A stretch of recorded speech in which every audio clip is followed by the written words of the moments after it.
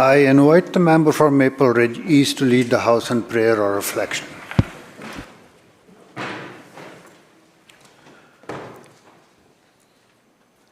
Psalm 121, which can also be found in the Old Testament, is a powerful reminder for a legislative body to seek divine help and guidance in their complex duties.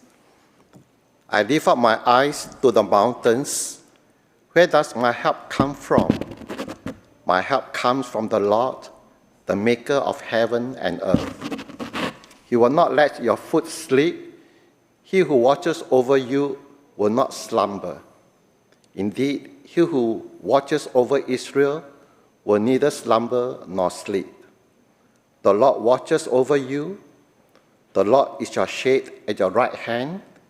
The sun will not harm you by day, nor the moon by night. The Lord will keep you from all harm. He will watch over your life. The Lord will watch over your coming and going, both now and forevermore. Amen.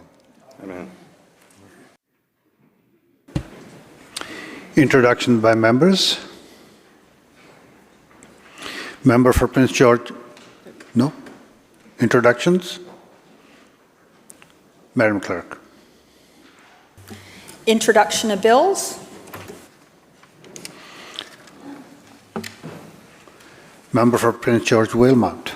Thank you, Mr. Speaker. I would like to reserve my right to raise a question of privilege regarding a piece of correspondence that I received from the Minister of Children and Family Development. Thank you, Member. Government House Leader.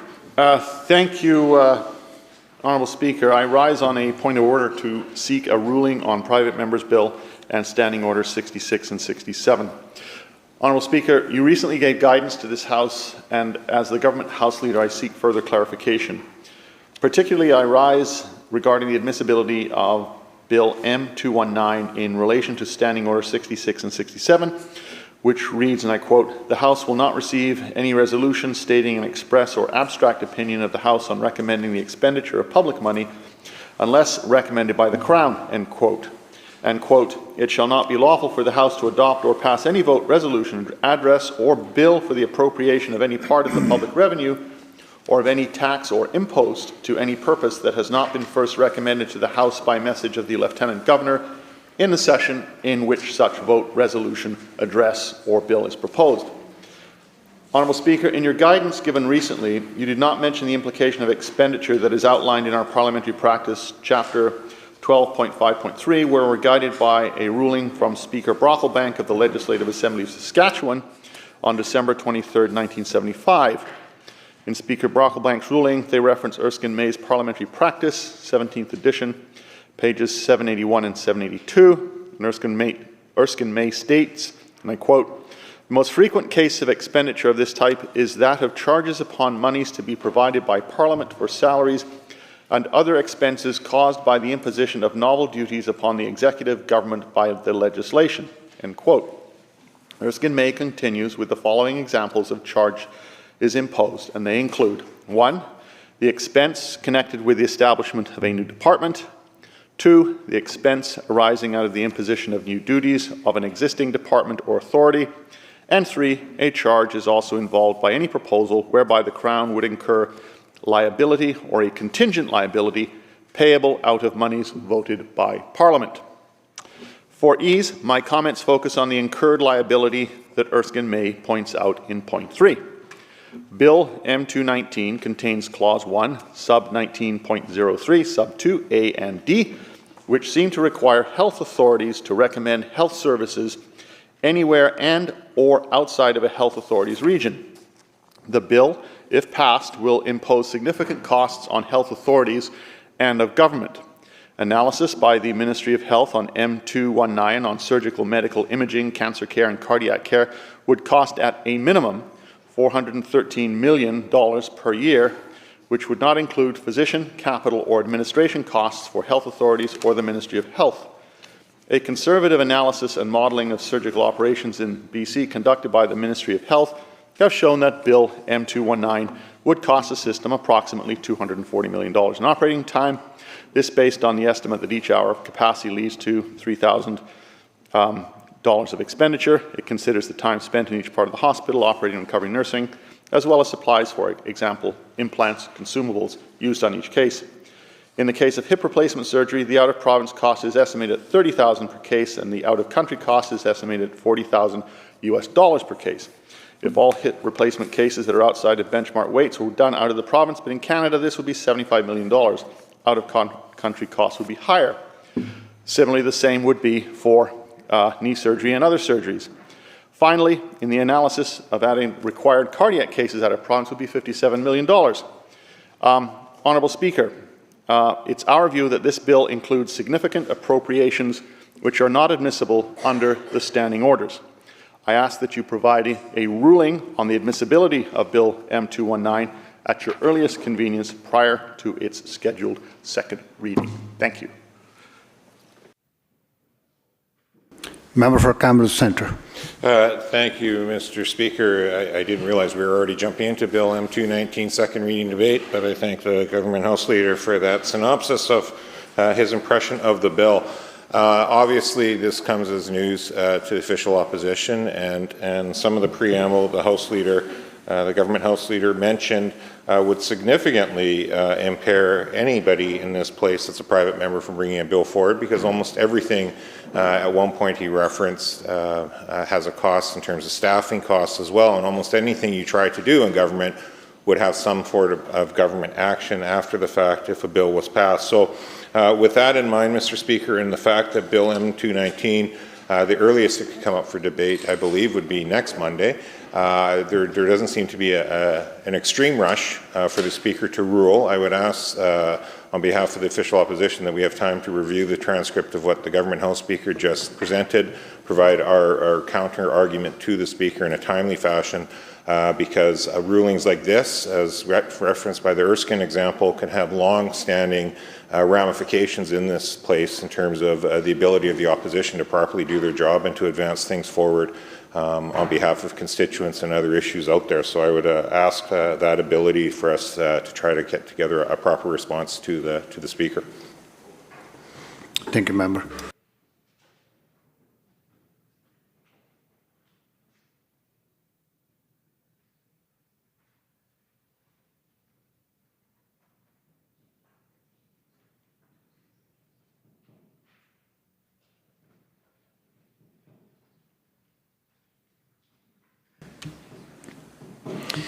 Thank you, members. Thank you both members for their submissions.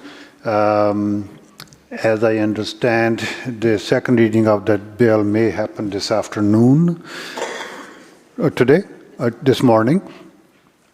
So the chair will let the debate start, and in the meantime, chair will consider all the submissions made to the chair and will make its ruling.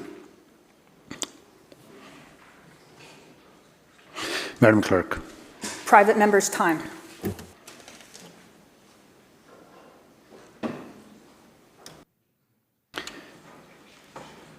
Member for Lang.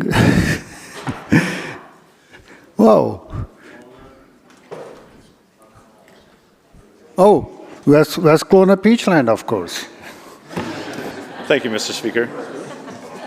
Mr. Speaker, over the past months, British Columbians have watched something unfold in our communities that is deeply unsettling, deeply dangerous, and fundamentally incompatible with the values of this province. Extortion, once rare, once unimaginable on this scale, has taken root in ways that should alarm every single person in this chamber. We are now seeing shootings, arsons, threats, intimidation campaigns, executions in Abbotsford, and organized criminal networks targeting families and small business owners with a boldness that tells us one thing: they believe we will not stop them. They are betting on fear and silence. They are betting on the idea that communities will simply learn to live with this. But, Madam Speaker, British Columbians will not and must not accept that. Because this is not just a policing issue. It is not just a court issue. It is not even just a crime issue. Extortion strikes at the core of what it means to live in a civil society.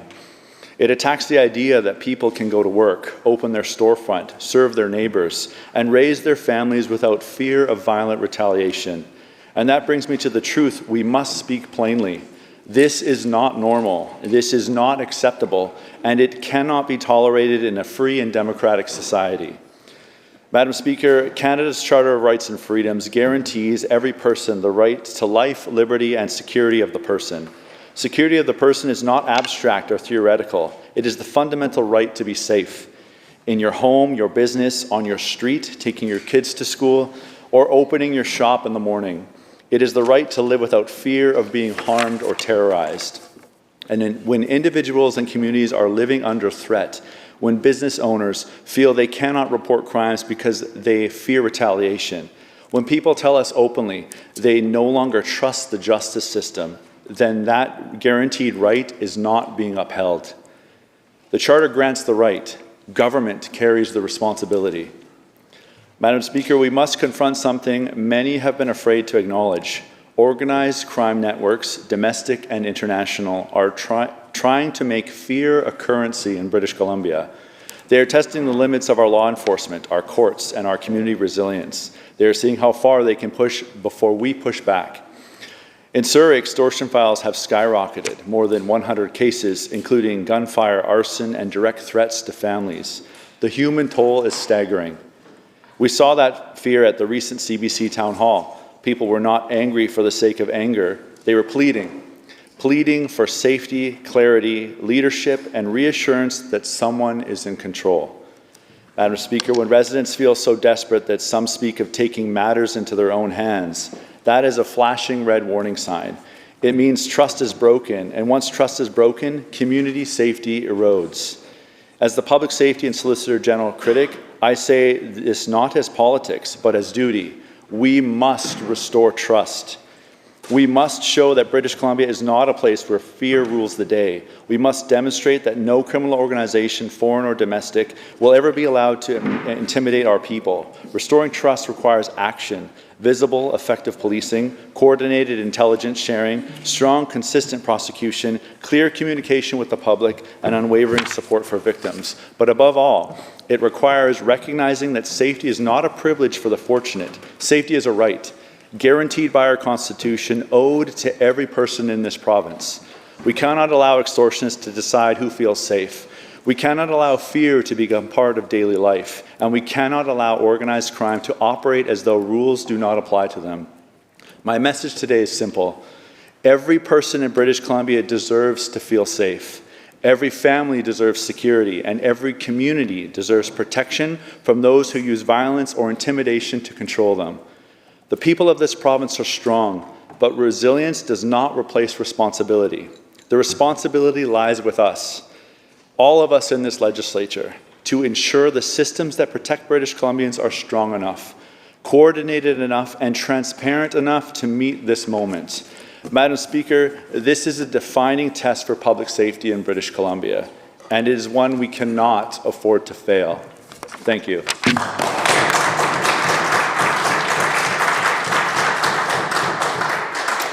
Thank you, member. Recognizing the member for Burnaby East. Thank you, Madam Speaker. It was the year 1675. A quiet yet earth-shattering moment was unfolding.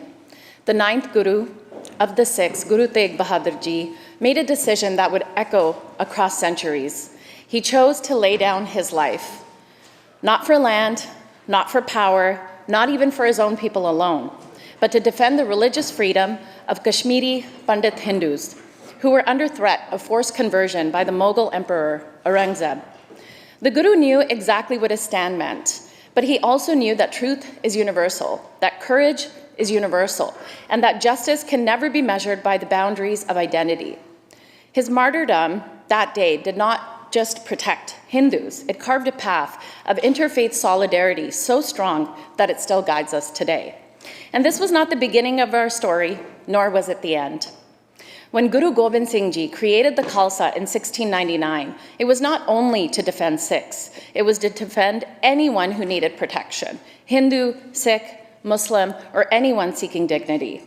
Sikh missiles later defended Hindu towns from Afghan invasions. Hindu families, in turn, often raised their eldest sons as Sikhs. The tradition of the eldest becomes a Singh, because families understood that the values of the gurus belonged to everyone. In Punjab, it was common not to ask, are you a Hindu or Sikh? But rather, what values do you live by? Even today, in Sindh, Pakistan, many Hindu families proudly call themselves Nanak Panthis, followers of the Guru's universal message, because truth, love, and oneness belong to no single religion. The history is not distance, it is not abstract, it is alive. And in this month of Hindu heritage, right here in British Columbia, we saw it with our own eyes. Fast forward to November 9th of this year. Inside the Burnaby Mandir, Swamiji led a beautiful prayer in honor of Guru Nanak Dev Ji's birthday, the founder of Sikhi and the voice of universal compassion. I was blessed to be there, witnessing Hindus and Sikhs sitting together, praying together, remembering the message of Nam, Dan, and Seva. It didn't feel like two communities, it felt like one family remembering its ancestor. And then just a week later, November 16th, the Vedic Hindu Cultural Society hosted a gathering for Guru Tegh Bahadur Ji's Day of Martyrdom. Hindu associations, United Sikhs, and senior members of the Khalsa Diwan Society of Abbotsford came together to honor the Guru, who gave everything to protect the freedom of others. I was unable to go, but I asked a member of Burnaby East, Parikshit Tahlan, to attend and convey my support. He shared how powerful it was to see leaders, elders, youth, Sikh and Hindu alike sitting side by side. There was no divisions in that room, only gratitude, only admiration, only unity. And that warmed my heart more deeply than I can express. Why does that matter? Because today in BC and across Canada, we cannot allow misunderstandings, politics, or distant conflicts to divide us. We have come too far together. Our ancestors paid too high a price for unity, courage, and freedom. As someone born into a blended Sikh-Hindu family, I do not stand partially in either community. I stand wholly in both. I am a product of the shared history, the shared love, the shared path, and I know this truth. When we judge each other, when we distance ourselves from one another, we are not walking toward enlightenment. We are walking away from the sacrifices that built the very foundations of our spiritual traditions. Our gurus taught us that no one is above or below. Our Vedas teach us that truth is one. Our ancestors proved that unity is not a slogan, it's a lived reality. So what do we do now?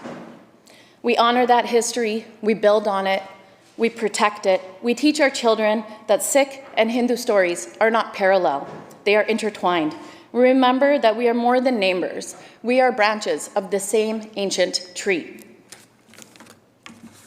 And we carry forward the spirit that Sikhs and Hindus alike embody, the courage to stand for one another even when it's difficult, the grace to accept one another even when we disagree, and the wisdom to see the divine light in every human being. We will choose unity, not because it's easy, but because it's who we are. We walk the path of our gurus and our rishis. We celebrate each other, protect each other, support each other, and ensure that in BC, Canada, and beyond, the bond between Sikh and Hindu communities remains a shining example of shared faith, shared values, and shared humanity. Thank you.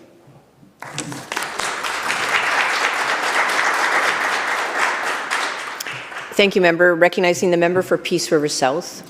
Thank you, Madam Speaker. I want to speak today about a crisis created by this government, one that threatens the long-term prosperity of British Columbia and the future economic health of this province.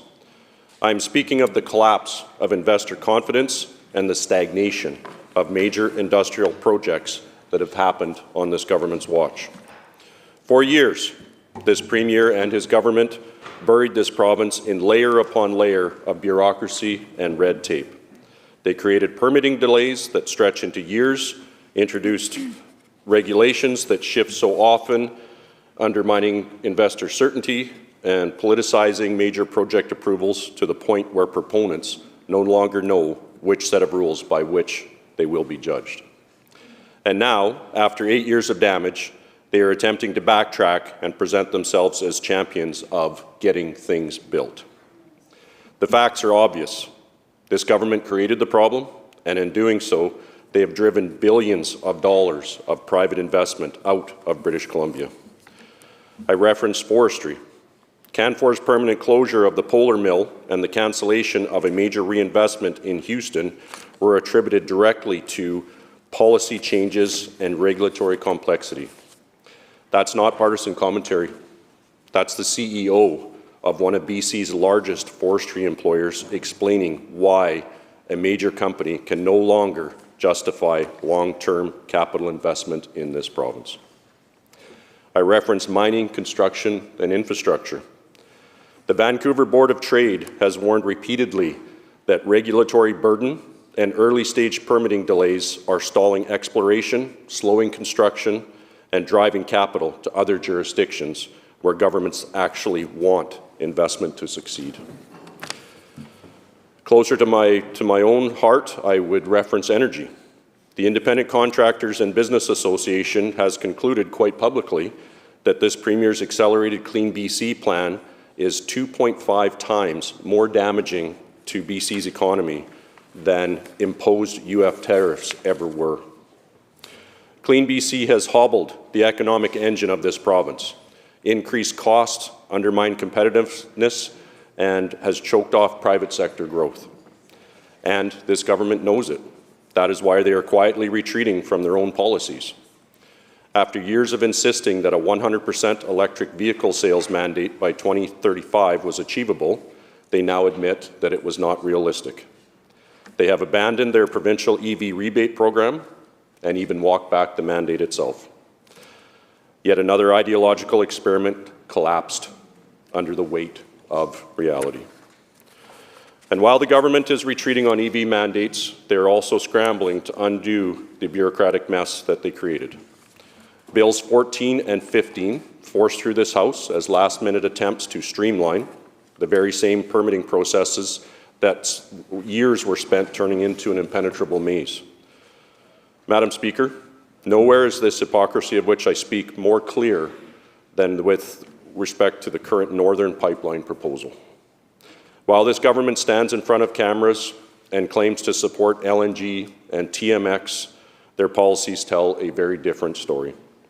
They delay permits, add new regulatory conditions mid-process, create uncertainty around land access, environmental timelines, and consultation requirements, refusing to provide a clear, predictable decision-making pathway that major pipeline proponents require.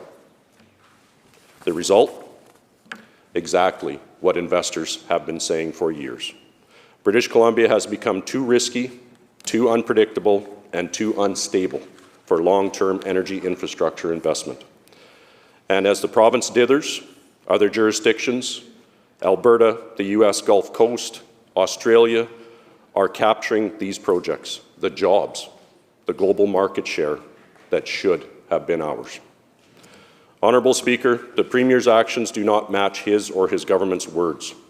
They tell northern communities they support jobs, but have spent 8 years erecting barriers to block the very projects that would sustain those communities for decades. They tell British Columbians that they support affordability while pursuing policies that drive industry away and shrink the tax base that funds our very public services. The official opposition Conservatives believe in a different path, a future where job creation in the North is celebrated, not politically discouraged, or only available to a few. Thank you.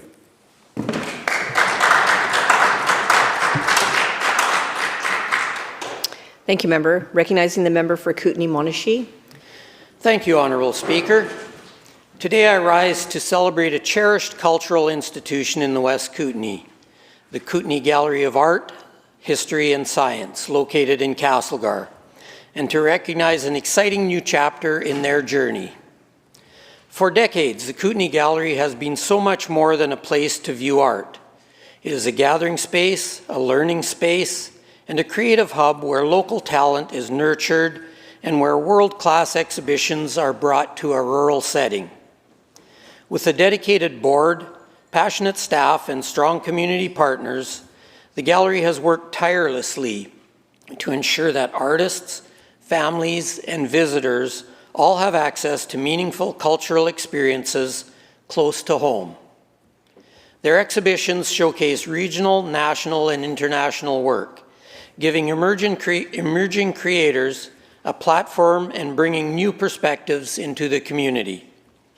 They offer workshops and public programming for people of all ages, from children discovering art for the first time to adults exploring new creative skills later in life.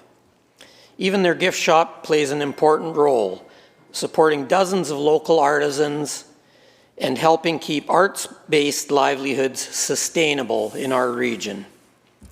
The Kootenay Gallery has always punched well above its weight in terms of cultural impact. But today they are poised to do even more.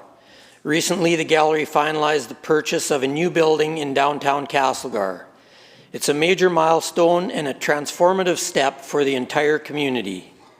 Moving from their current site near the airport into the heart of the city will dramatically increase accessibility, visibility, and engagement.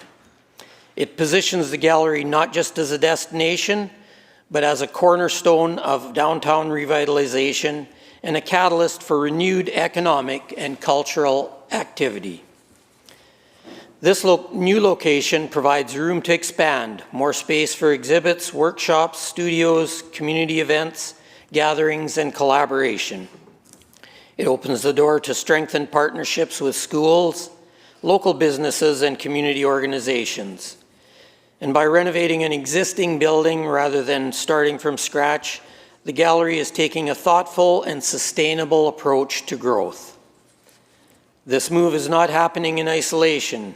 It is supported by a network of partners, including the City of Castlegar, the Regional District of Central Kootenay Area J, provincial arts funding bodies, Columbia Basin Trust, and the broader community.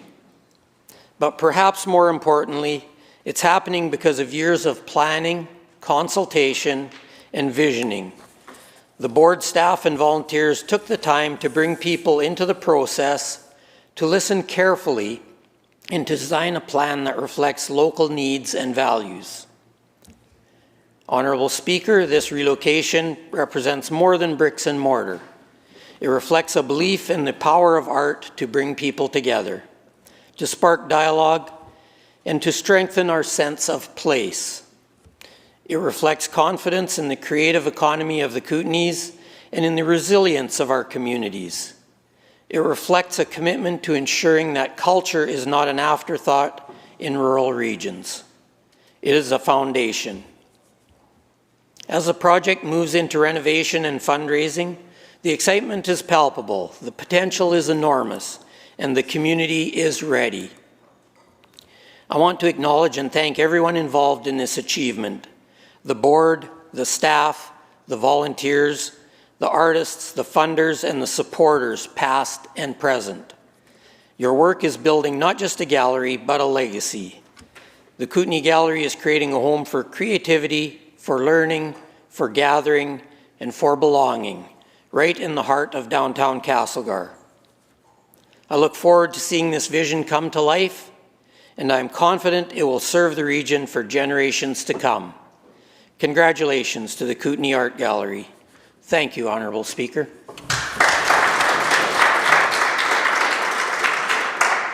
Thank you, member. Recognizing the member from Kelowna Centre. Thank you, Honourable Speaker.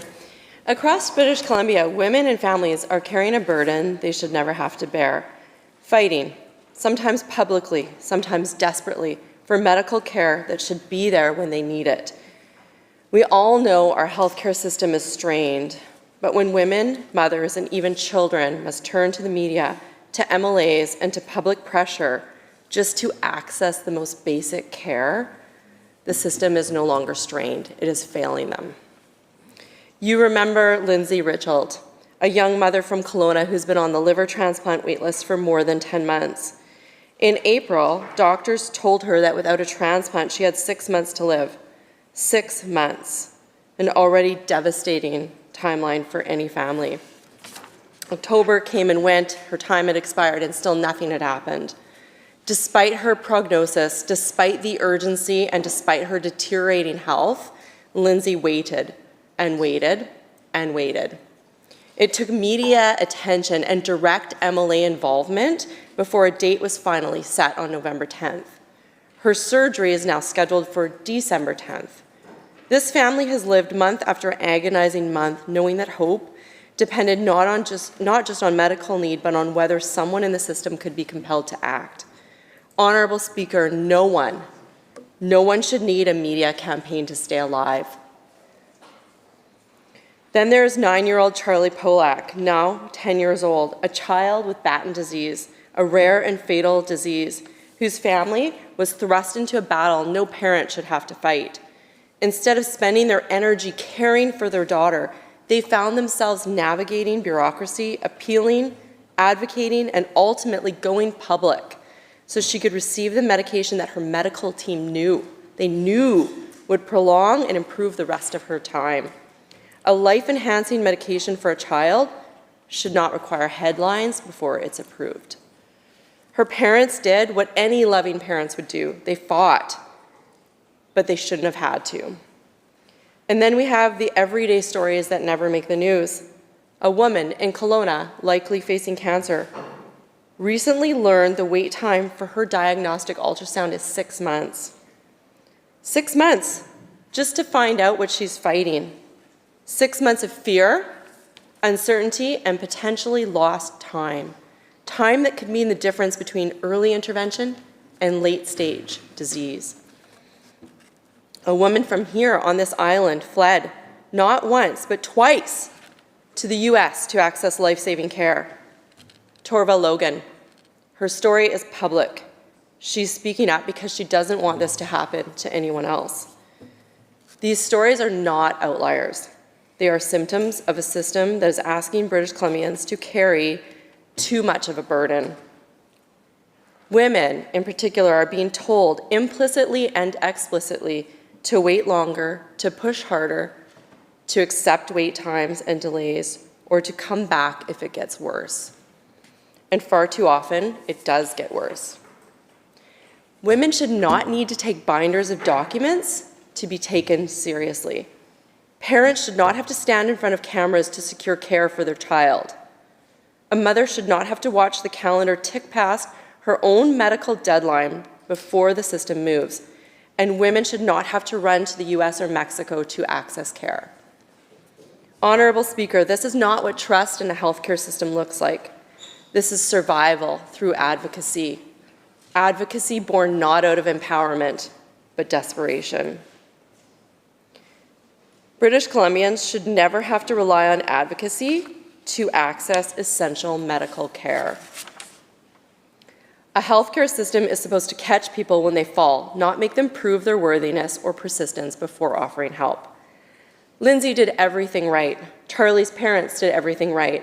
The woman waiting 6 months for an ultrasound is told that help is not likely to come in time. Torva knows she is one of the many that the system has failed, but she's one of the few that can still speak. When British Columbians must rely on public pressure, political pressure, or media pressure to get the care they need, that is not a functioning healthcare system. That is a system that is stretched past its moral limits. Honorable Speaker, women and families in this province deserve more than words. They deserve timely diagnostics, equitable treatment, and a system that listens the first time, not after a crisis, not after an expose, and not after an MLA steps in. Because at its heart, the truth is painfully simple. It should not be this hard, not for any person in British Columbia. Thank you.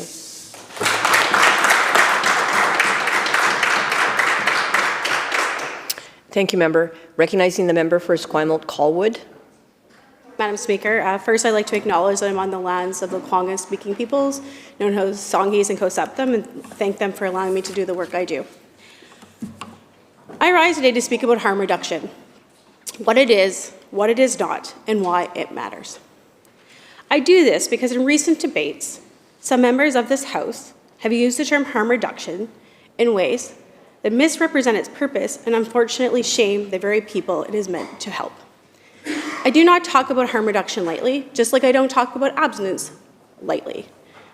As someone who's worked in the field for over 18 years, I have worked under 4 different governments. So I can tell you that harm reduction works. I started my career out working at the Sobering Assessment Center. I spent a long time there. I then moved on and opened the Victoria, was one of the original founders of opening our Victoria Detox, a 20-bed program. Because fun fact, before that, under the Clark government, we did not have a detox within our hospital setting. We had a community detox that wouldn't, ironically, even deal with the people who had opiate addiction.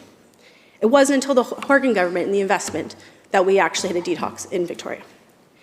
I then worked at the Sobering Assessment Center a little bit longer, then on to our stabilization program. After that, I worked in our recovery programs. And I bring those things up, not just to talk about what I've done, but to loop in the importance of, again, harm reduction all the way to harm reduction, because you can't have one without the other. Harm reduction is a public approach focused on reducing the harms associated with substance use through evidence-based interventions. It is not controversial. It is not new. And it is certainly not limited to people using illicit substances. So let's consider an every few day examples. If you use a nicotine patch, chew nicotine gum, or medication for quit smoking, guess what? You've done harm reduction. If you use any type of anti-craving medication or cut back on your drinking to reduce your alcohol use, guess what? Shocker, harm reduction. If you lived with chronic pain and rely on any type of medication or other support to support your pain management, you as well are practicing harm reduction. You cannot stand in this house and say you support workers and not support harm reduction.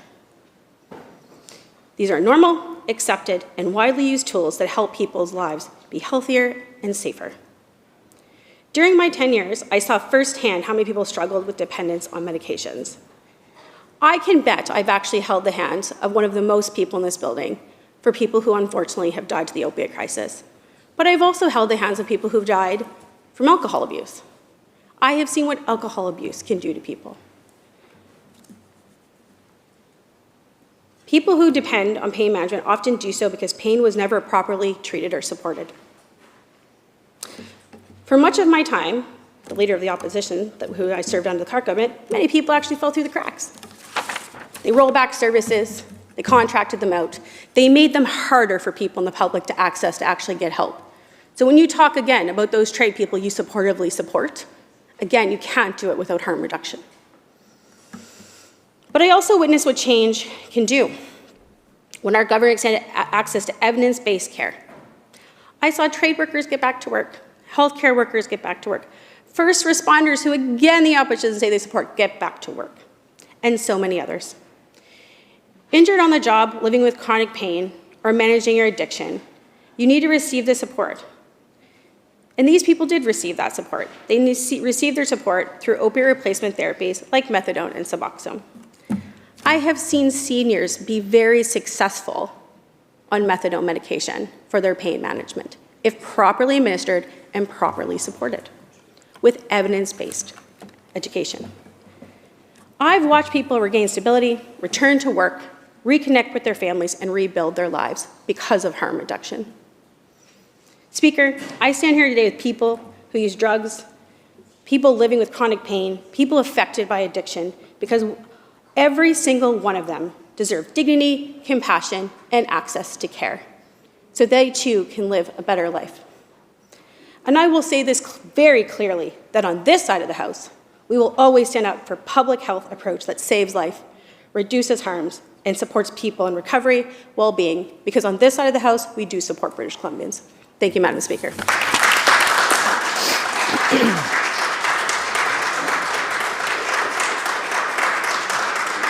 Thank you, Member.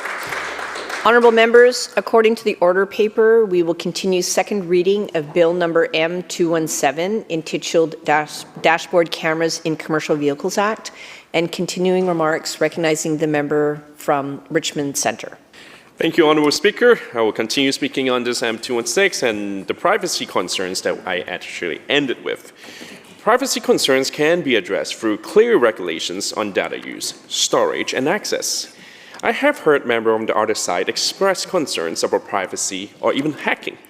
But let us remember there are already thousands of dash cams on the road today, and countless of intersection cameras streaming lively across many cities and highways. Many vehicles, including Tesla Sentry Mode, have built-in recording system, saving footage in a USB storage locally. ICBC also collect thousands of minutes or even hours of footage every year to investigate accidents. So if there's a problem with that, I would very much like to hear the minister responsible for ICBC explain whether, based on their own colleagues' concern about hacking, they are now prepared to ask ICBC to stop collecting dashcam footage as well. I also do not see why dashcam footage cannot be stored locally for just a short period of time, a few days to a week, before it is automatically deleted as permitted by law. This is not something new or unusual or difficult to do. Furthermore, the bill includes provision empowering the LG Council to establish clear standards through regulations, including the camera quality, recording duration, and of course, privacy safeguards. Members on the other side also raised concern about out-of-province or out-of-country trucks being unable to comply with our requirements. That argument is even more straightforward to address. For example, Canada and the US uses two completely different speed measuring systems. Yet no one would suggest that drivers cannot comply with our speed limits because of that metric difference. If you want to operate in BC, investing less than $100 to meet our safety requirement is hardly unreasonable or unachievable. It is just a basic expectation, and I hope this addresses the concerns raised by the member on the other side. However, Honourable Speaker, I also want to acknowledge the government's efforts to improve commercial vehicle safety in recent years. We have seen many commercial vehicle-related accidents, including overpass strikes and other serious incidents. And the government has implemented some measures, such as the maximum work hour to reduce driver fatigue, height warning systems, maximum speed controls, etc. And I believe these steps shows how members of all sides of this chamber share the same goal, making our roads safer. So today, adding a dash cam requirement strengthens these results and efforts, and we are more than willing to collaborate with the government to support this direction. Honourable Speaker, this bill is about safety, truth, and accountability. It is about ensuring that when something happens on our road, we have facts, not speculation. In closing, I urge this House to support Bill M217, and let us move beyond words to action. Let us equip our road safety system with modern tools that protect lives, clarify responsibility, and make our roads safer for everyone. No matter that's motorists, cyclists, pedestrian, and professional drivers alike. Thank you very much.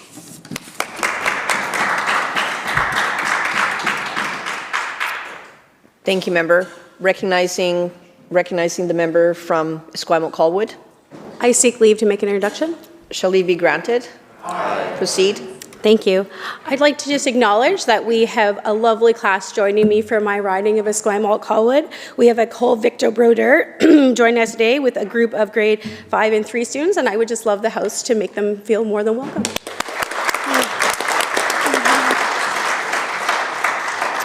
Recognizing the member from Burnaby South Metrotown. Thank you, Honourable Speaker. Everyone who uses our roads and highways deserve to get home safely at the end of the day. Before I became a lawyer and an MLA, I served as a police officer, working on our roads, pulling over unsafe drivers, and responding to collisions in the middle of the night. And I've stood on the shoulder of the highway at 3 a.m. with flashing lights behind me and the twisted metal in front of me, trying to piece together what went wrong so that a family could have answers. So I want to start by recognizing the member opposite for bringing forward Bill M217 and for his advocacy on road safety in the wake of serious crashes on Highway 5 North. As someone who has written traffic tickets, knocked on doors after collisions, and later practiced law, I understand why dashboard cameras look like an appealing solution. As a police officer, I saw how video footages can help us understand what really happened in those few critical seconds before a crash. Sometimes a short clip can clear an innocent driver or show that a pedestrian never stepped into a crosswalk. It can cut through conflicting stories and give investigators, insurers, and courts something objective to work with. So Bill M17 proposes to require all commercial vehicles operating in BC to have front-facing dashboard cameras installed and recording at any time the vehicle is in operation. On the surface, that sounds simple. More cameras, more evidence, more safety. But as legislatures, our job is to look beyond first impressions and ask three questions. Will this actually make people safer? Is it fair and practical to enforce? And is this the right level of government and the right tool to achieve the goal? Our Ministry of Transportation and Transit has already been doing a great deal of work to improve commercial vehicle safety. In recent years, government has brought in some of the toughest penalties in Canada for overpass strikes, including large fines, suspension of entire fleets, and the ability for courts to impose very significant penalties where warranted. We have brought in mandatory entry-level training for new Class 1 commercial drivers, required electronic logging devices to reduce fatigue-based incidents, speed limiters on heavy commercial vehicles to curb speed-related crashes, and in-cab warning devices to prevent over-height collisions. Despite the cost of these changes, industry has, by large, implemented them with professionalism and a shared commitment to safety.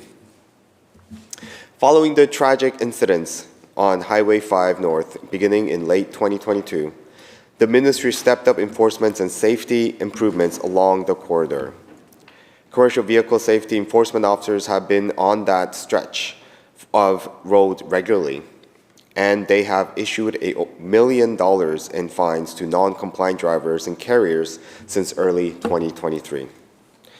Road safety upgrades like brushing along 70 kilometers of highway to improve visibility, a reduced winter speed limits through Fish Trap Canyon, rumble strips, LED curve warning signs, overhead changeable message signs, and the new road sensors tied to flashing signage have already contributed to fewer serious collisions in that area. At the same time, the ministry have been studying dashboard cameras on commercial vehicles. Surveys show that about half the respondents from the BC Trucking Association already use dash cameras today because they see the safety and liability benefits. Industry has told us that these devices can promote better driving habits, support post-incident reviews, and even exonerate drivers who are falsely blamed for a collision. So as a former police officer, I absolutely recognize these benefits. But I also know that both police work and law practice prosecuting traffic violations, that the presence of a camera is not the whole story. Where is the footage stored? Who has access to it? How long is it kept? And what else is it capturing?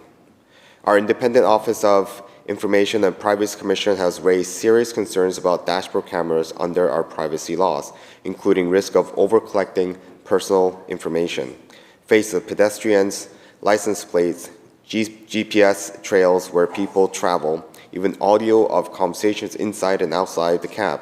That includes school buses and kids' faces, potentially.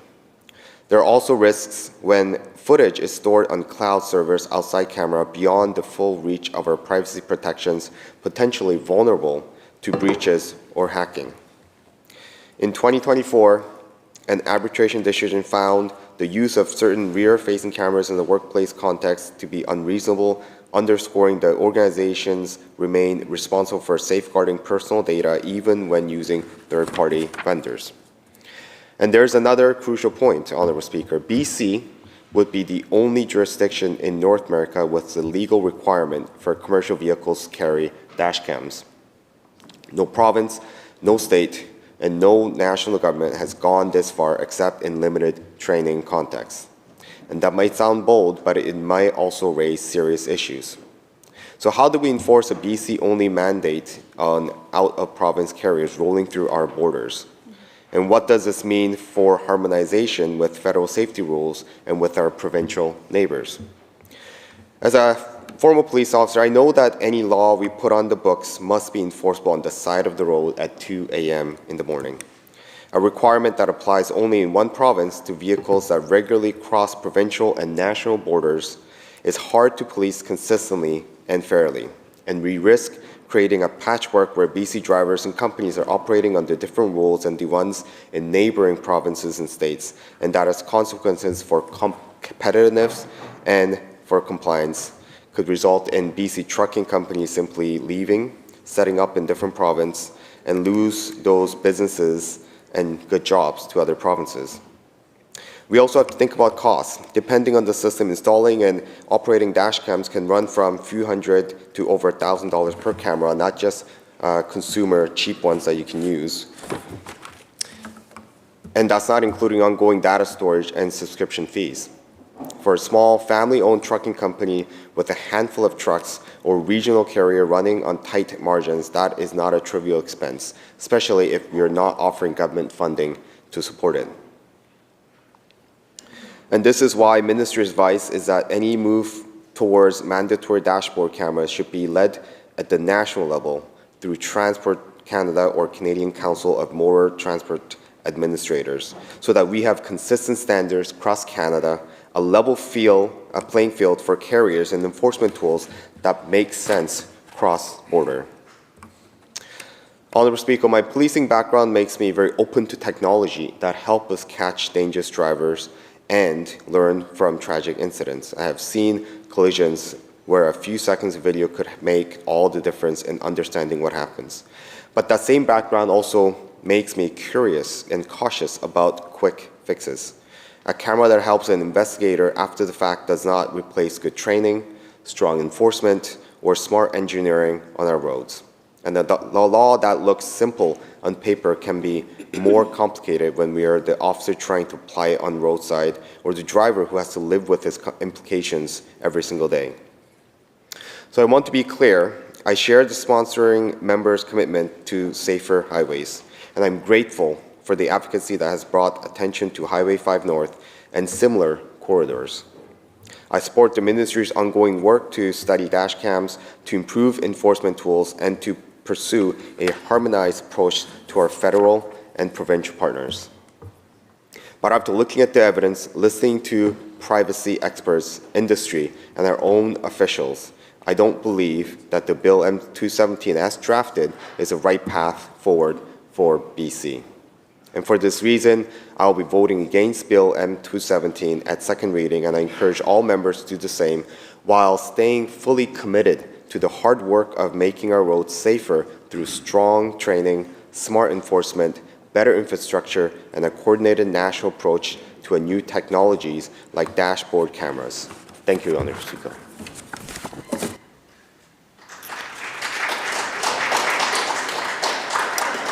Recognizing the member for West Kelowna Peachland. Thank you, Madam Speaker. I rise today in strong support of this legislation because it represents a practical, common-sense step forward in public safety, one that protects drivers, supports law enforcement, strengthens trucking companies, and ultimately benefits every British Columbian who shares our roadways. Commercial trucks move the goods that keep our province running. Those trucks travel through dense urban corridors, through small towns, and across long stretches of remote highway where there are often no witnesses, no cameras, and sometimes no cell service for hours. And when something goes wrong on those roads, when a collision occurs, when a reckless driver puts others at risk, when a crime unfolds, evidence is everything. That is why dash-mounted video cameras are so important. If a picture is worth 1,000 words, then a video is invaluable. Video helps police reconstruct collisions with accuracy that simply did not exist 15 to 20 years ago. It helps determine what happened, when it happened, and how it happened. It shows vehicle behavior leading up to a crash, the number of occupants, the time and direction of travel, and key details that often make the difference between a solved case and an unsolved tragedy. It also protects commercial drivers, who are often the ones blamed simply because they're the largest vehicle involved, even when they've done nothing wrong. Video evidence ensures fairness, it ensures accuracy, and it protects livelihoods. And it helps trucking companies reduce liability and insurance costs, costs that ultimately shape the price of every single product that British Columbians buy. When collisions can be resolved faster and with clearer evidence, everyone benefits, including consumers. Now, Madam Speaker, I want to illustrate exactly why this matters with an example from my own experience. In my past career, I personally investigated a fatal collision on a provincial highway in a remote part of British Columbia. It was approximately 2 in the morning. The road was pitch black. There were no houses, no streetlights, no witnesses, miles of trees and rock in every direction.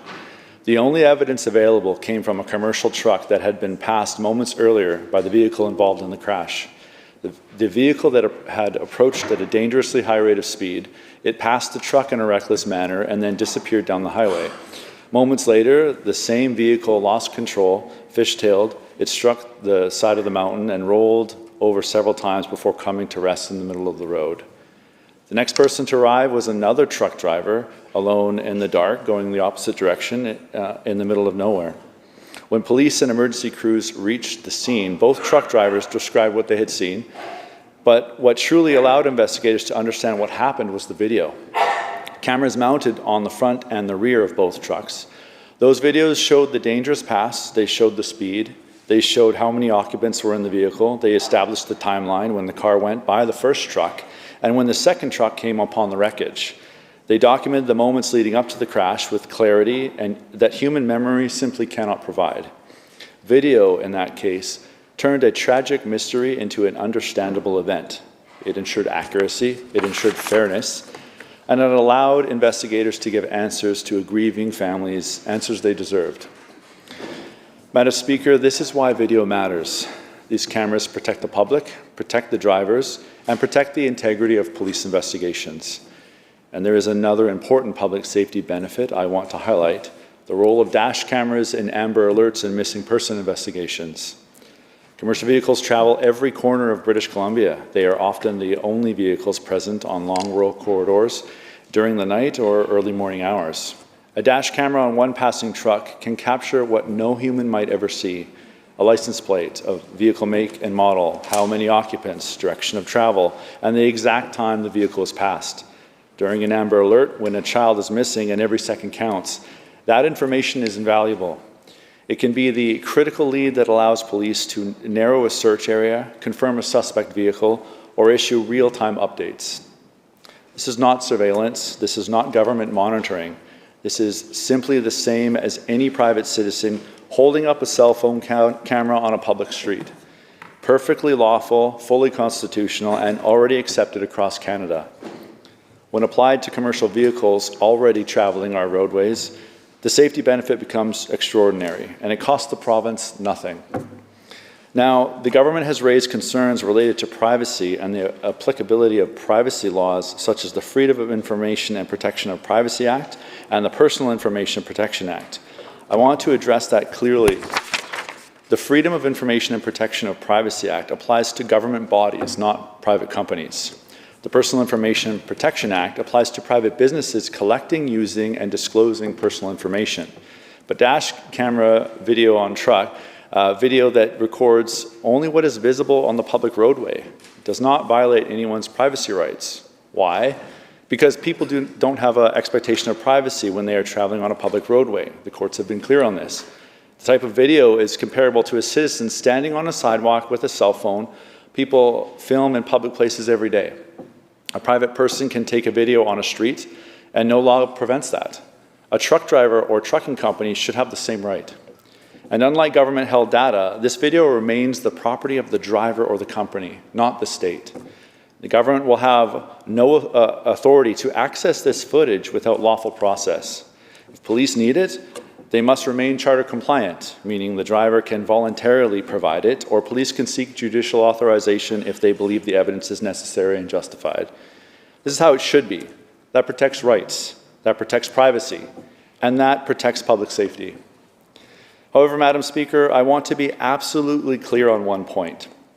If this bill passes, I do not and will not support any future attempt by government to amend it in a way that gives the state automatic access to this footage. The video must remain the property of the company or the driver.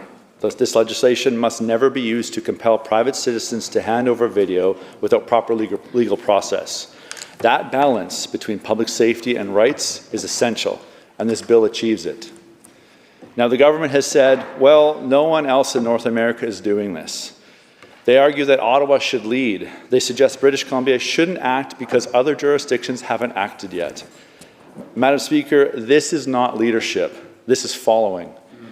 We know this is a good idea. We know it improves public safety. The government itself has admitted as much.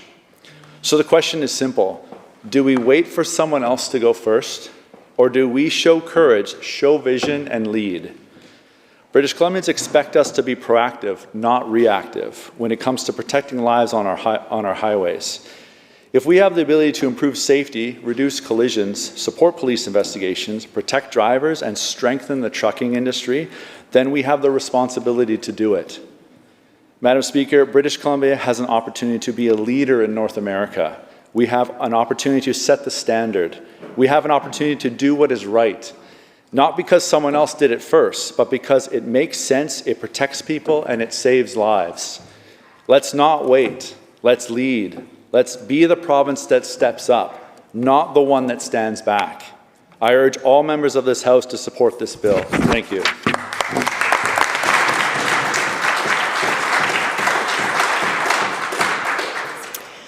Recognizing the member from Vernon Monashee, you've got about 6 minutes for your remarks. Recognizing the member from Kootenay Monashee. You got about 6 minutes. Thank you, Honourable Speaker. I rise today to speak to private members Bill M217. And while I appreciate the intent behind this proposal, it's a great idea. The desire to prevent tragedies on our highways and improve safety for commercial drivers and the traveling public, fantastic. I do have concerns with the bill as drafted, and I cannot support it at this time. I want to acknowledge the context that brought us here. In 2022, a series of heartbreaking fatal crashes on Highway 5 North sparked important conversations about commercial vehicle safety. Those incidents left families grieving and communities shaken, and they prompted meaningful work by the Ministry of Transportation and Transit to strengthen safety practices across the province. Since that time, the ministry has been carefully assessing the potential benefits and challenges of dashboard camera technology, looking at the evidence, speaking with industry, and studying what other jurisdictions are doing. And we've learned that dashboard cameras do offer real benefits. Many carriers already use them voluntarily. They can promote safer driving. In some cases, they can help exonerate drivers who did nothing wrong. About half of BC Trucking Association members who responded to a recent survey already have dash cams in their fleets. But, Honourable Speaker, the conversation cannot end there because the challenges are significant. Privacy, it's been mentioned, it's a challenge. Most systems store footage on servers outside of Canada, and the AI-generated safety alerts produced by these systems are retained indefinitely by their US-based vendors.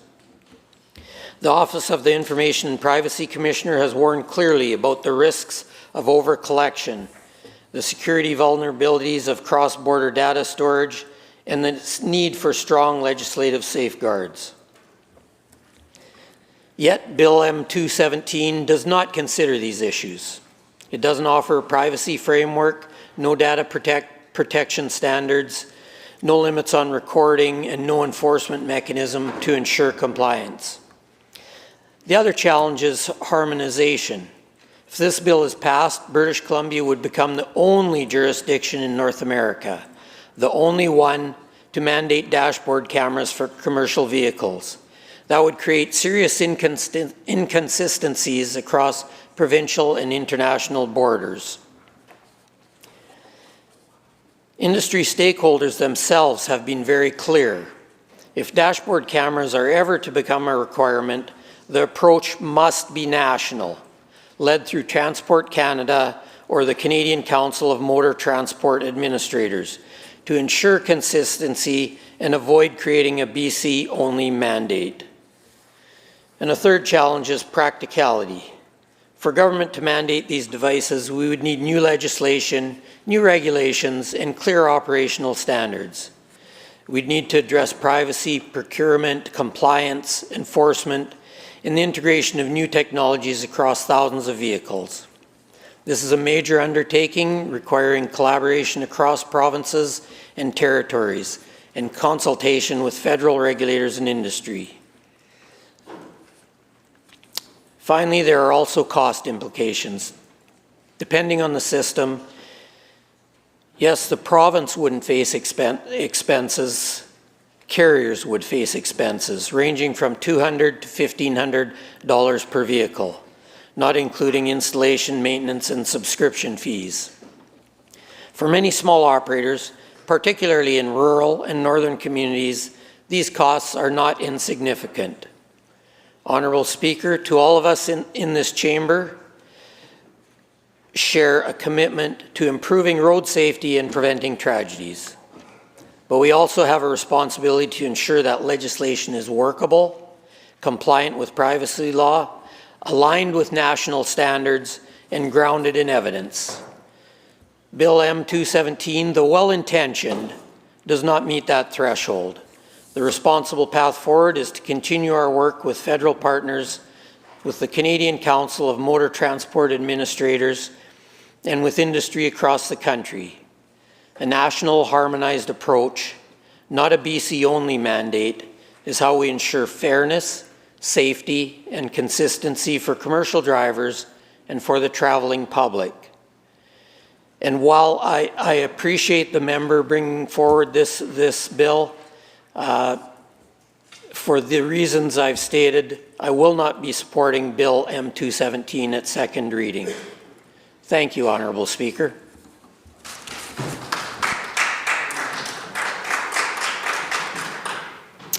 The member for Kamloops North Thompson closes debate. Thank you, Madam Speaker. I rise today to speak in strong support of the mandatory dash cam bill legislation that I believe represents a common sense, modern, and urgently needed step towards public safety in British Columbia.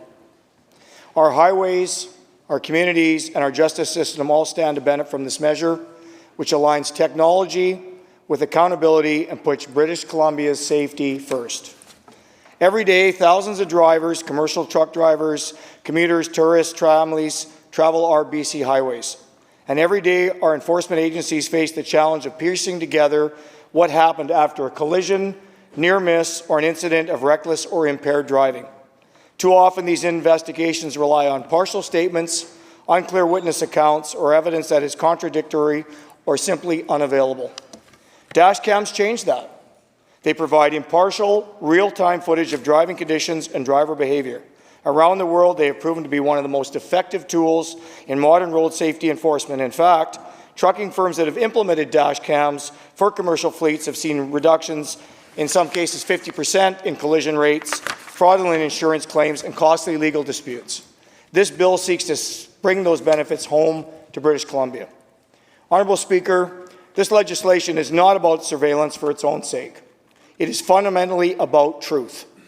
When an accident occurs, the truth should never be left to speculation. Dashcam footage gives investigators clarity, it gives insurance companies accuracy, and more importantly, it gives victims justice. Too many families in this province have found themselves fighting uphill battles after collisions simply because the evidence was incomplete.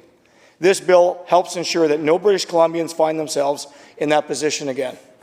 Another critical aspect of this bill is deterrent. When drivers, particularly commercial operators of large trucks, know their behavior is being recorded, this tendency towards risky driving decreases significantly.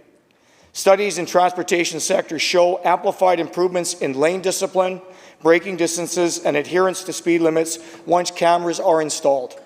For BC, where commercial vehicles travel some of the most challenging terrain in this country, from mountain passes to remote northern corridors, the safety gains cannot be overstated.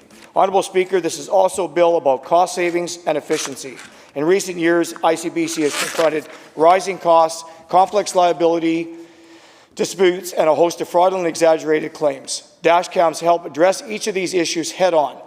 By providing clear, indisputable evidence, they reduce the length of insurance disputes, lower administration burdens, and ultimately contribute to reducing costs borne by every taxpayer. But this bill is simply not about compliance, Madam Speaker. It's about partnership. The vast majority of BC drivers are responsible, conscientious, and committed to safety. This legislation ensures that those who follow the rules are better protected from the actions of few who do not. It leaves a level playing field for commercial carriers who already invest in safety technology, ensuring they are not undercut by contractors who ignore best practices. It strengthens public confidence in enforcement agencies by replacing ambiguity with documented emphasis. And I also want to emphasize that this bill includes strong privacy safeguards. Footage will be securely stored. Most of it is already on the cameras. It is not up on the cloud. It is not in other jurisdictions where it can be data hacked. And it is retained only for defined periods and for legitimate or investigative purposes. Furthermore, Honourable Speaker, this bill complements and reinforces our autonomy in setting our own highway safety standards. Across the country, provinces have adopted new technologies to respond to increased traffic volumes, climate-related hazards, and evolving patterns in commercial transportation. We do not have to follow behind, Madam Speaker. Speed limiters are only in Quebec, Ontario, and BC. It is not a federal responsibility. It's something that BC embraced, and we've been able to do it very seamlessly. British Columbians expect leadership when it comes to road safety, and they deserve it. That's why we should have bipartisan support in this House, Madam Speaker. Let's take it to committee. Let's make sure that we can work out the nuts and bolts and make it legislation that's made in BC. In closing, Madam Speaker, the mandatory dashcam bill offers BC an opportunity to lead with innovation to enhance public safety in a meaningful way and to support our law enforcement partners, to reduce insurance costs and deliver justice more efficiently. And when used wisely, it can make our roads safer, investigations clearer, and our communities stronger. Let's take this step forward. Let's give our enforcement agencies the tool that they need, and let's reduce harm, costs, and raise the standard of safety in British Columbia. For these reasons, I am proud to support this legislation, and I would encourage the House to do the same. Thank you, Madam Speaker.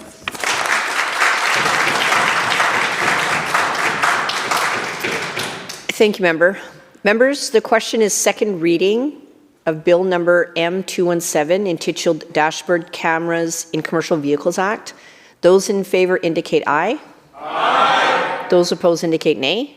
Nay. Motion is carried. Division is being called. Pursuant to Standing Order 25, the division is deferred until 6 p.m. today. Honourable members, according to the order paper, we will look to North Island member to move second reading of Bill number M219, Health Authorities Amendment Act 2025. And members, the chair will permit debate on Bill M219 to begin, but will not put the question on the motion for second reading until the Speaker has returned to the House with a ruling on the point of order raised earlier this morning. And in a moment, we will recognize, just looking for a,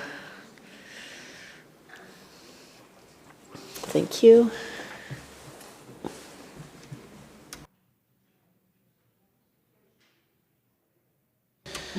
We'll be underway momentarily.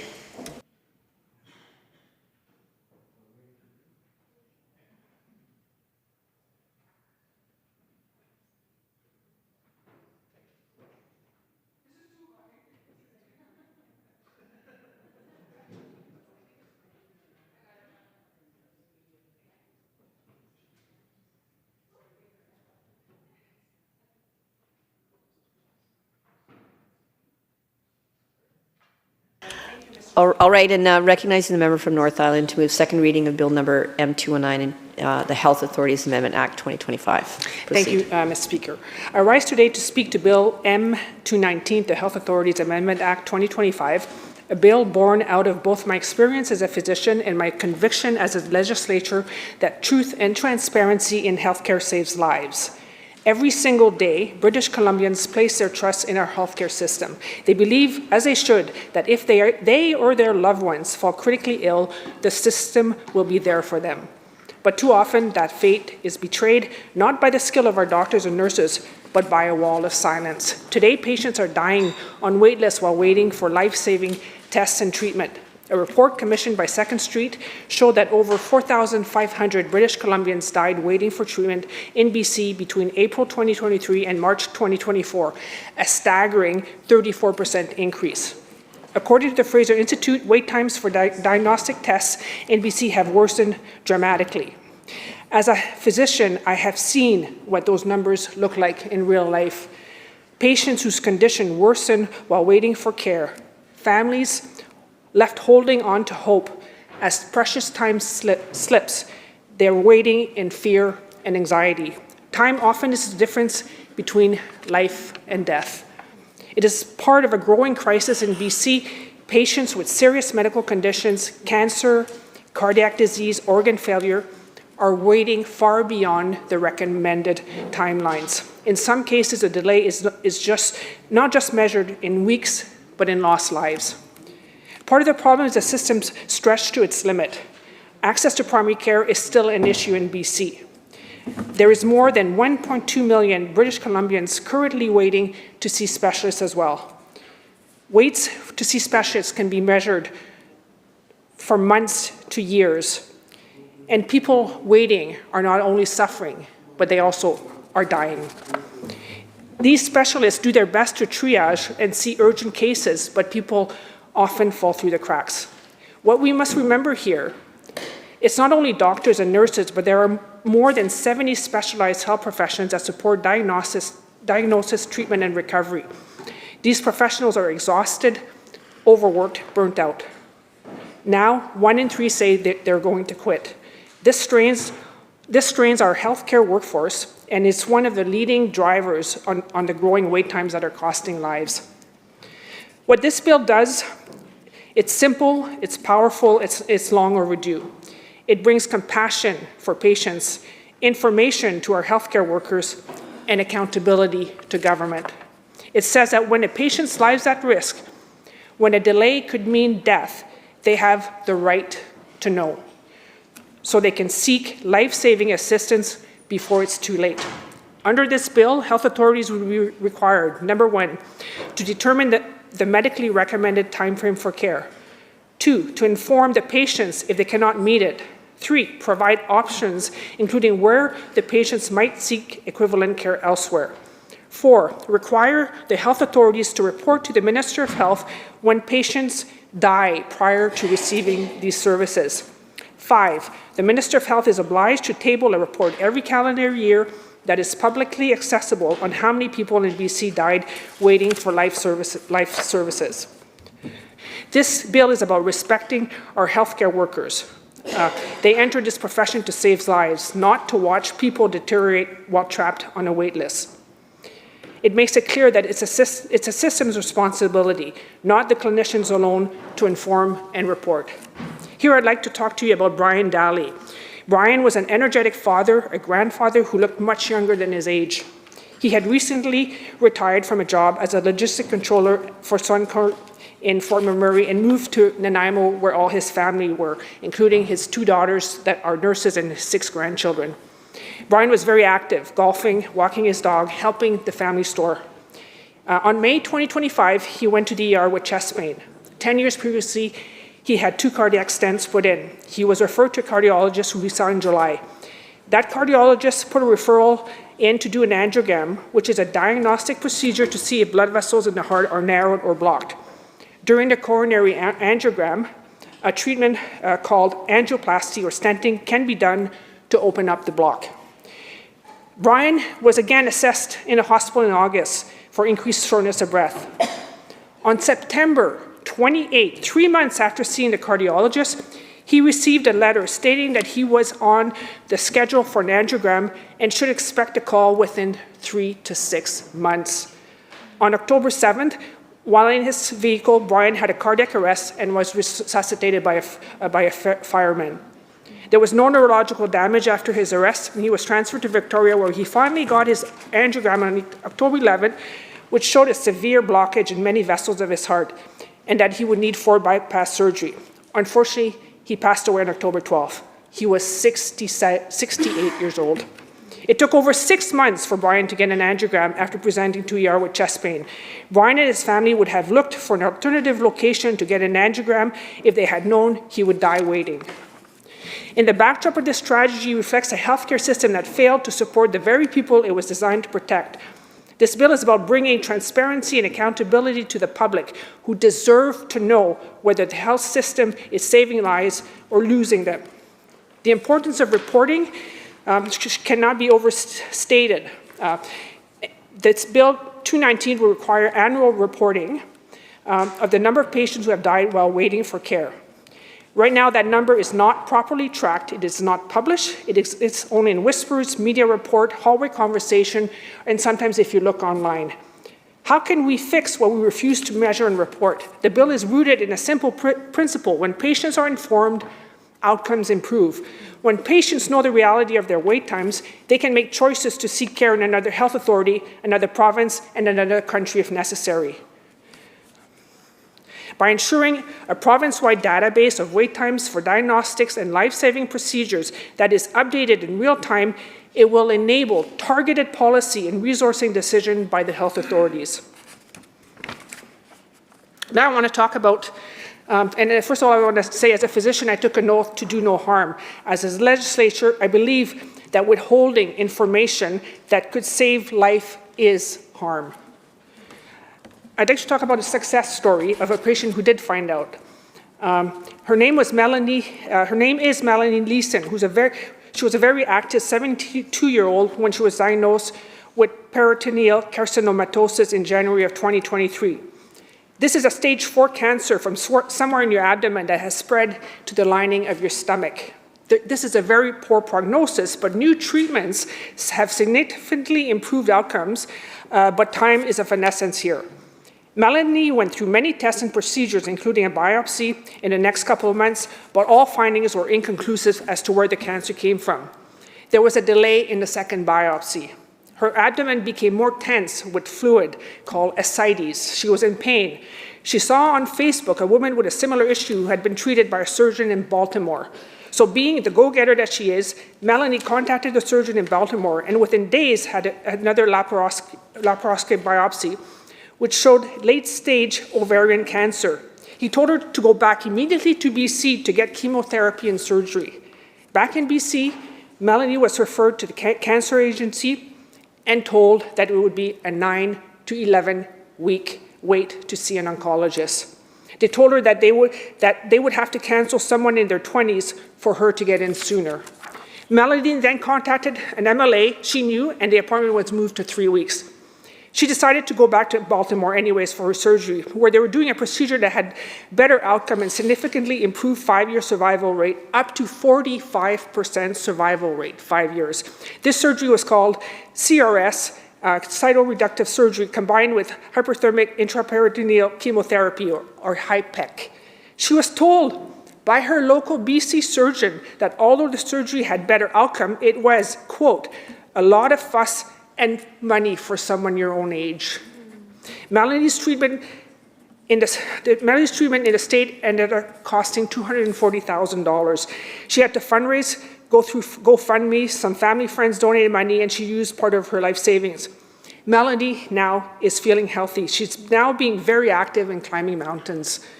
When people have information, they can act. They can advocate for themselves. They can live. So in conclusion, the bill is about patients, families, our healthcare system, trust, and accountability. We may sit on different sides of this chamber, but illness does not choose sides. It does not discriminate by party, by income, by region, and neither should a bill that seeks to save lives. When a loved one dies waiting for care, it is up to all of us to fix that failure. So I ask all members to see that Bill M219 is meant to protect all British Columbians. Transparency is a lifeline.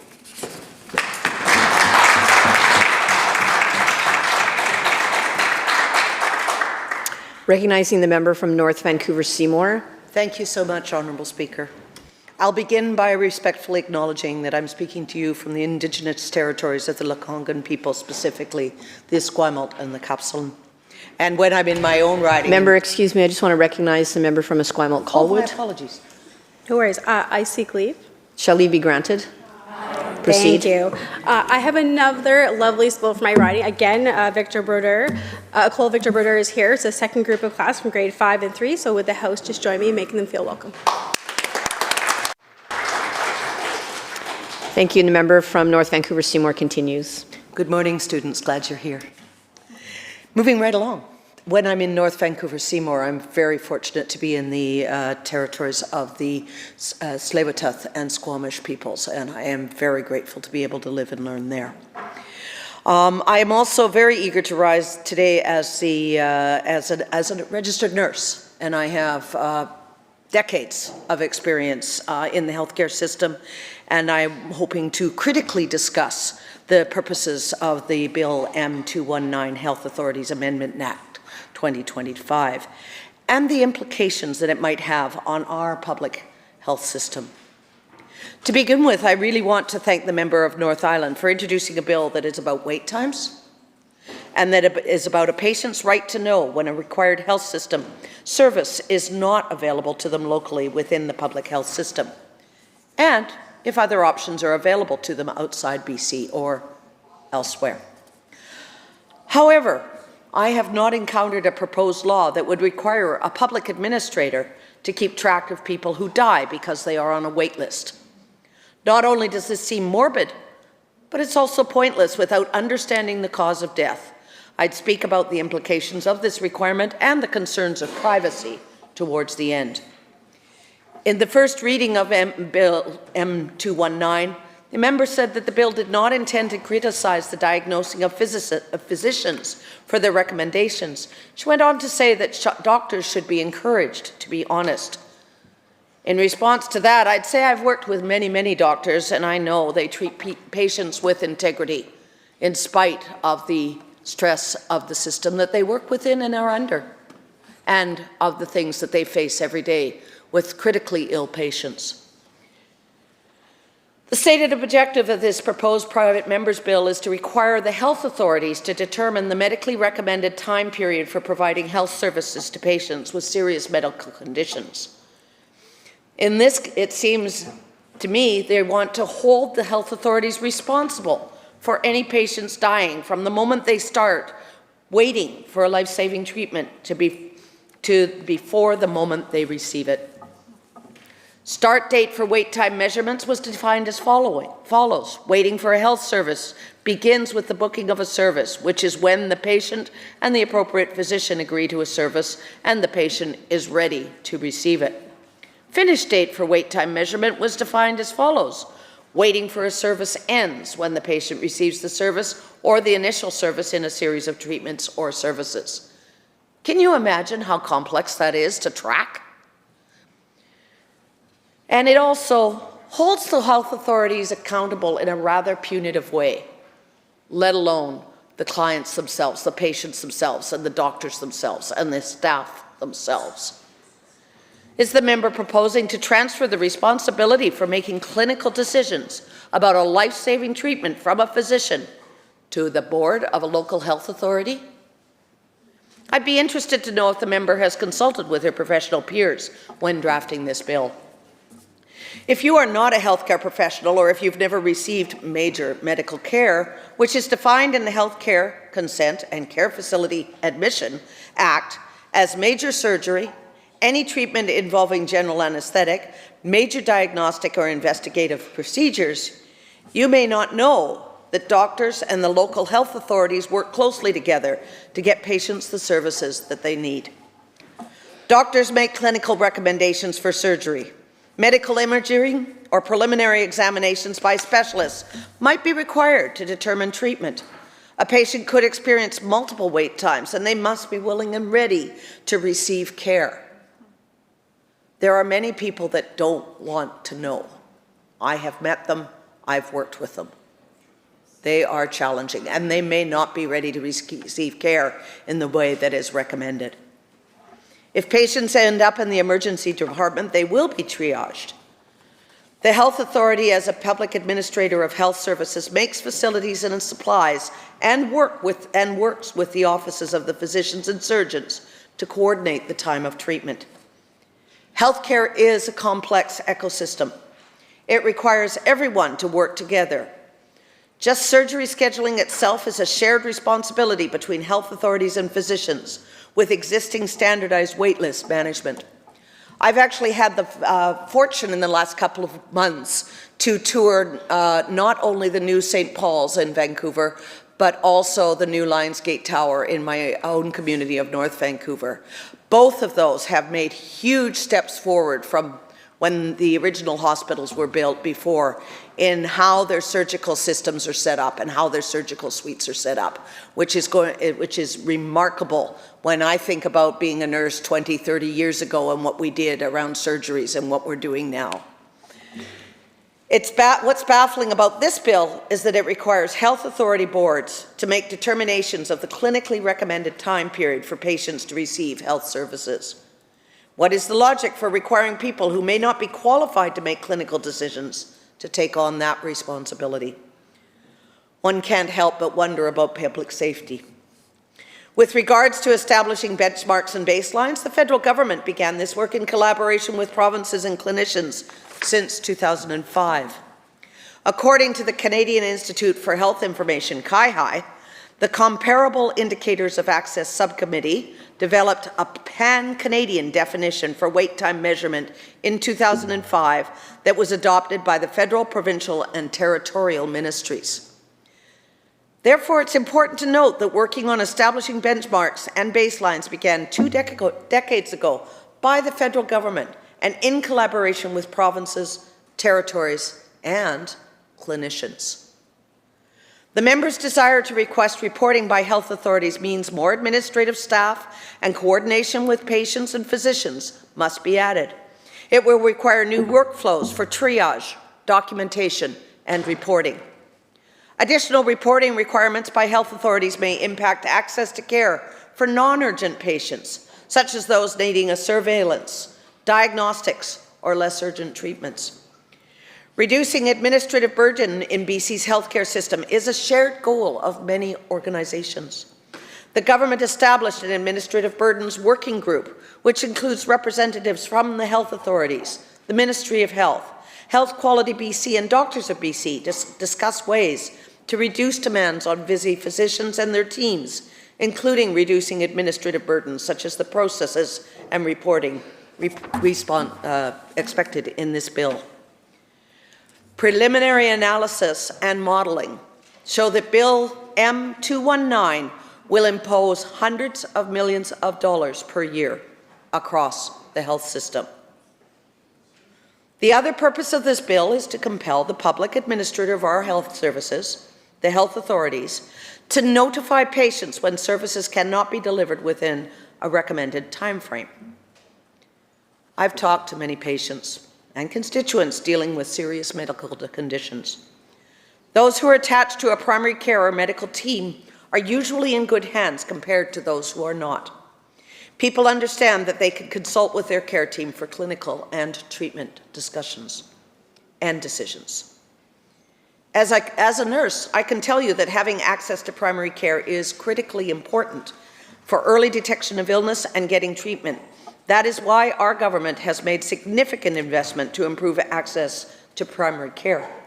From training and recruiting more doctors, nurses, and allied health professionals to establishing UPCCs, nurse practitioner clinics, and community health centers. I also know most people can feel stressed when they are sick and waiting for treatment, which is why I'm opposed to the proposed idea of sending patients a note when timely care is unmet. It can create negative feelings and worries for patients and cause them to be disappointed in the health system. Let me be clear.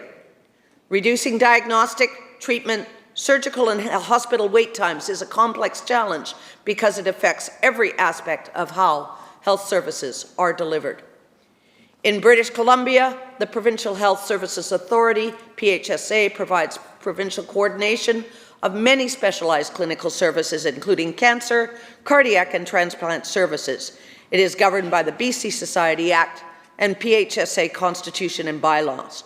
Amendment to the Health Authorities Act would apply legislative mandates to the regional health authorities for services that fall under the scope and the responsibility of the province. In conclusion, I am opposed to the spirit and the goals of M219 because it mandates additional reporting and notification requirements which will strain resources and complicate defining medically recommended timetable. And it will violate... Thank you, member. Oh, thank you.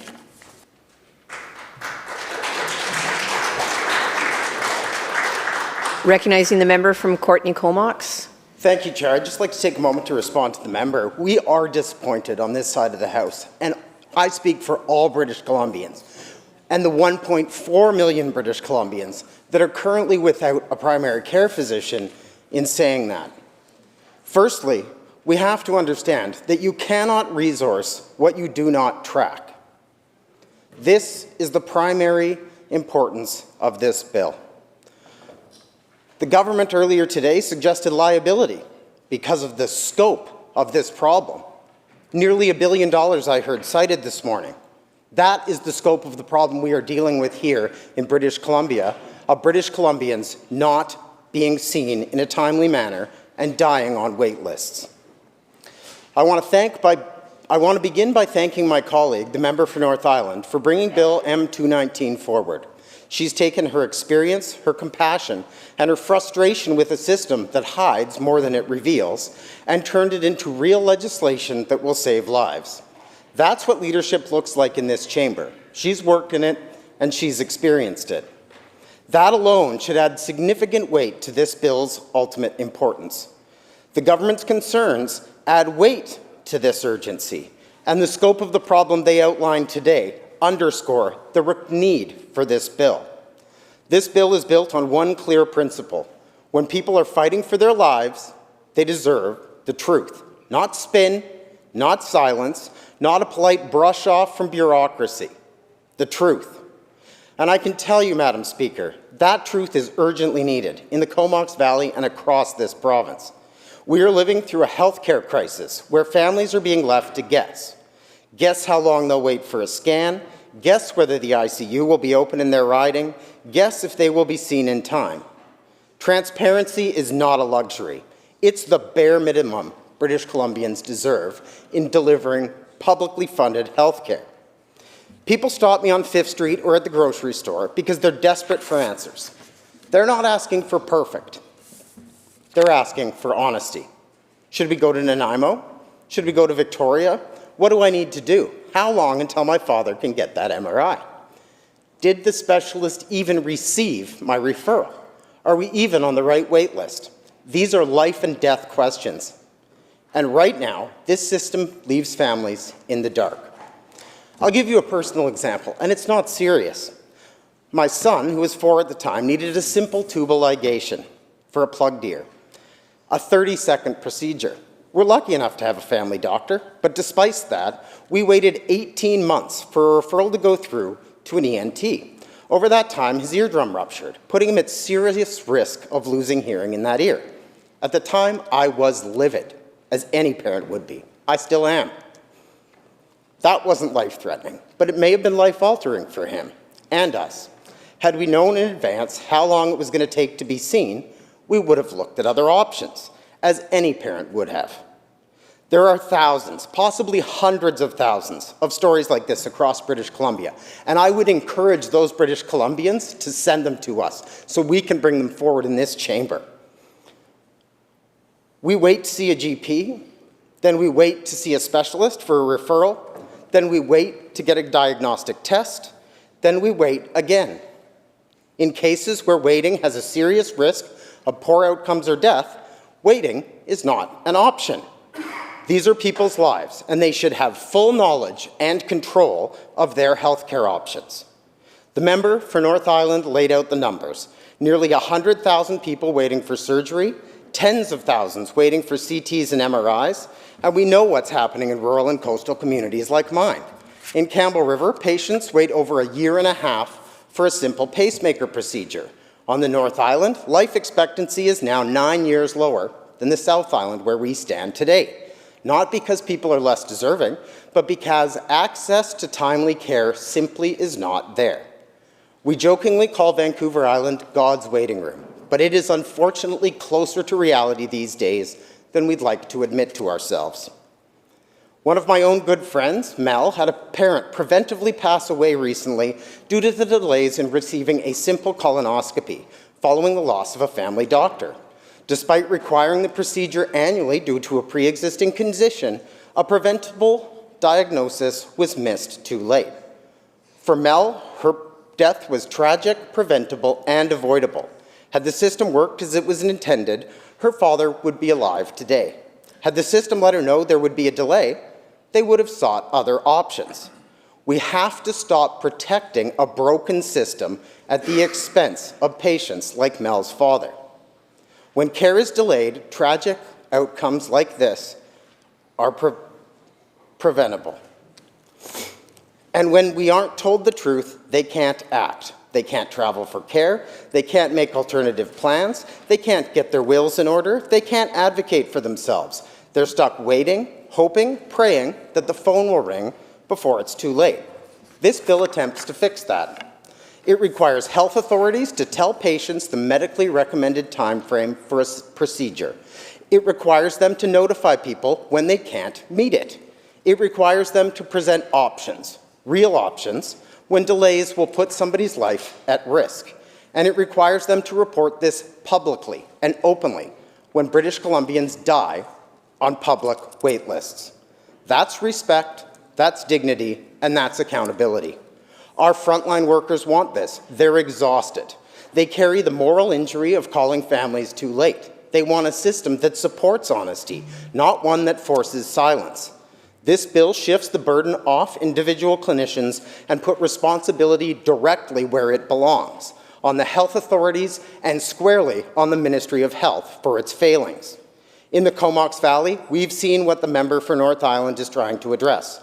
The sudden hospice cuts, the quiet ICU closure risks, years-long delays for specialists, families left scrambling, not because care isn't available somewhere, but because no one told them the truth soon enough to seek it.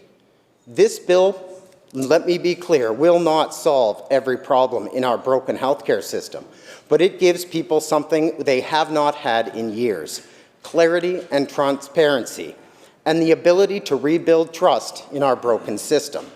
It gives rural, coastal, and northern families a fighting chance. It gives seniors and caregivers the information they need to make life-altering decisions. And it forces everyone in this system, all the way up to the minister, to confront the reality that people are dying while waiting. Mr. Speaker, we owe British Columbians a healthcare system that respects them enough to be honest. That's what Bill M219 delivers.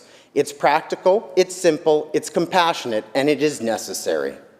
This bill may make the health authorities uncomfortable, and I am sure the government benches will be instructed to either castrate this bill in committee to appease the health authorities or simply vote it down on second reading to avoid this difficult conversation altogether. This isn't a bill to force people to look into options outside of our system. It's a bill that forces our healthcare system to face reality, honestly and transparently, and in the best interests of patients, not a broken system. But I'd ask you to think about this for a moment. If it were your spouse, your child, would you want to be told the truth in time? If the answer is yes, and I know it is for me, then it must be yes on behalf of every family in this province. I, for one, am proud to stand with the member from North Island, supporting this bill and caring for all of those who may not have the chance otherwise. Thank you, Madam Speaker.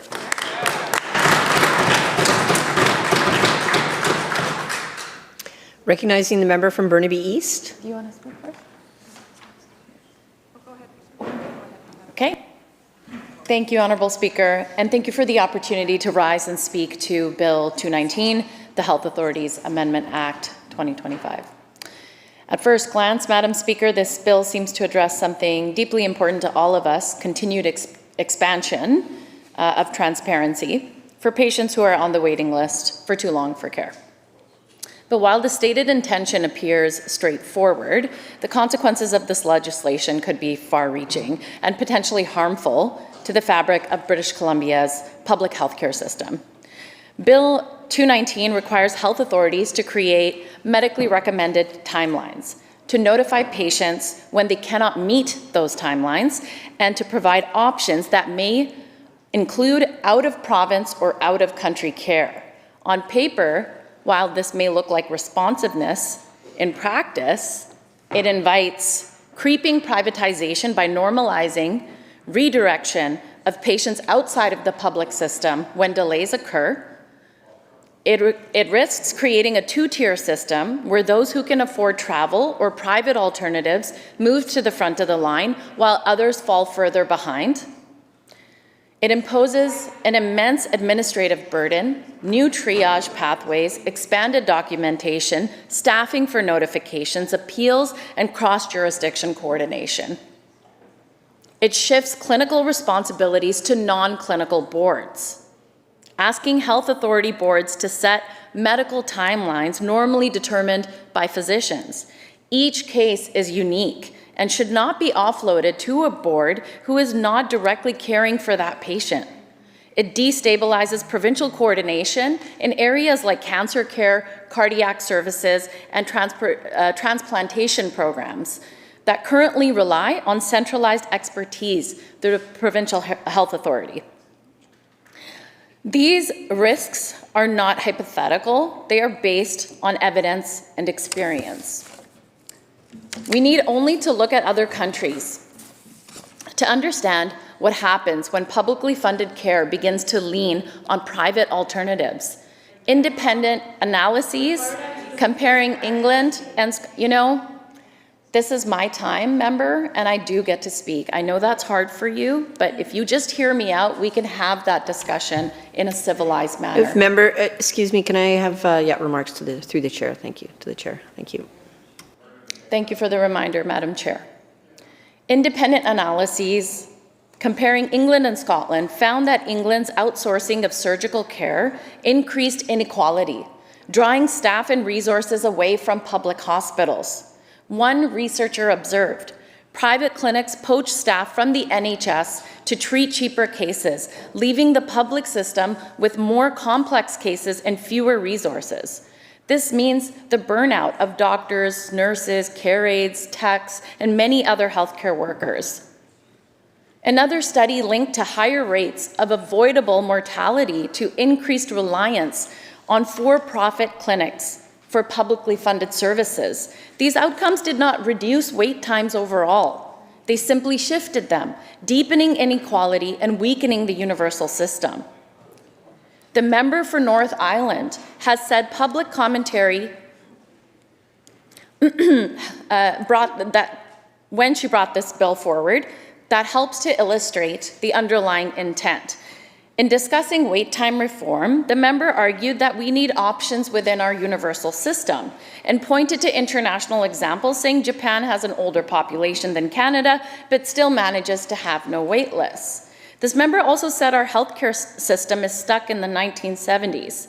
But the clearest articulation came when the member described what options would mean in practice. Some people will want to pay, so you get them off the list so they pay from their own pockets. Honourable Speaker, that is not strengthening universal healthcare. That is defining explicitly a two-tier system. And Bill 219 is the mechanism that makes that system possible.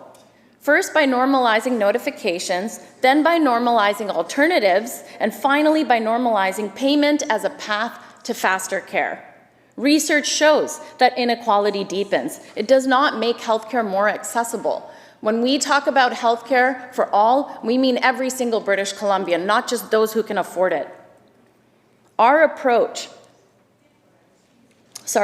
MLA in this chamber agrees that wait times must come down. Every MLA agrees that patients deserve information, but real solutions come from addressing root causes, not exporting patients or weakening public institutions. Our approach focuses on strengthening primary care so fewer people end up needing urgent or specialist care, expanding the healthcare workforce through sustained investment in training, recruitment, and retention, increasing operating room time and capacity, not outsourcing surgery outside the public system, using private facilities only within public contracts under the Canada Health Act without extra billing and without profit from insured services. Improving data sharing and referral pathways so patients move through the system more efficiently and equitably. These actions build capacity, Mr. Speaker. They support clinicians, they respect patients, they strengthen our public system. They do not hollow it out. Bill 219 presents itself as a transparency bill, but beneath the surface, it risks fragmenting provincial care, overwhelming health authorities with administrative burden, shifting medical decision-making to boards, and laying groundwork for a two-tiered legislation, for a two-tiered model of health delivery. Health care is and must remain a human right, not commodity. No British Columbian should ever have to pay for faster access to medically necessary care, and no legislation should push us in that direction. Our responsibility is to strengthen the public system for everyone, not to create pathways that benefit only those who can afford them.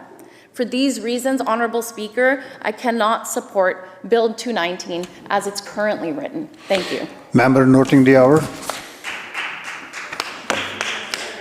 What do I have to say? Adjourn the debate. Noting the hour, I reserve my right to. No, you just Sorry, adjourn the, I can't hear. adjourn It's the too many debate. people at once. Sorry, Adjourn please, the please debate. guide me, Mr. Speaker. Oh, can I adjourn debate, Mr. Speaker? Or can you adjourn debate? I put forward a motion to adjourn debate. I am so sorry. Member, This you is heard the hard. question to adjourn the debate. All those in favor say aye. Opposed? Motion carried. Government House Leader. Mr. Speaker, I move for now for the House to adjourn.